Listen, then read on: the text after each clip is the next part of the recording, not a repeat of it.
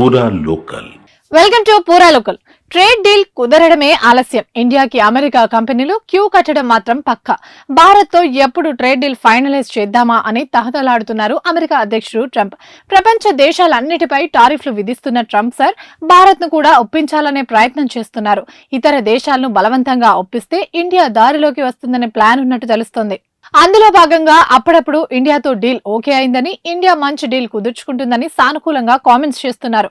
అయితే తాజాగా భారత్ తో ట్రేడ్ డీల్ దాదాపు అయిపోయిందని కూడా కామెంట్ చేశారు. త్వరలోనే టారిఫ్ ఒప్పందాలు ఫైనలైజ్ అవుతున్నట్లు ఇండోనేషియాతో కుదిరిన ఒప్పందం సందర్భంగా ఆయన వివరించారు.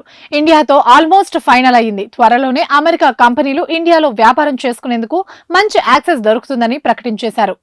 టారిఫ్ల రేట్లు 20% కంటే తక్కువగా ఉండాలనే ఉద్దేశంతో ఇరు దేశాలు చర్చలు జరుపుతున్నాయి. వీలైనంత తక్కువ టారిఫ్ తో భారత్ లోకి అమెరికన్ మల్టీనేషనల్ కంపెనీలను తీసుకురావాలని భావిస్తున్నారు.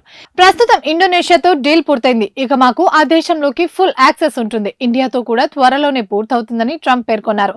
ఇండియాలోకి అమెరికా ఉత్పత్తులు, అదేవిధంగా వ్యవసాయ ఉత్పత్తులు తీసుకొచ్చి పెద్ద ఎత్తున మార్కెటింగ్ చేసుకోవాలని ట్రంప్ భావిస్తున్నారు.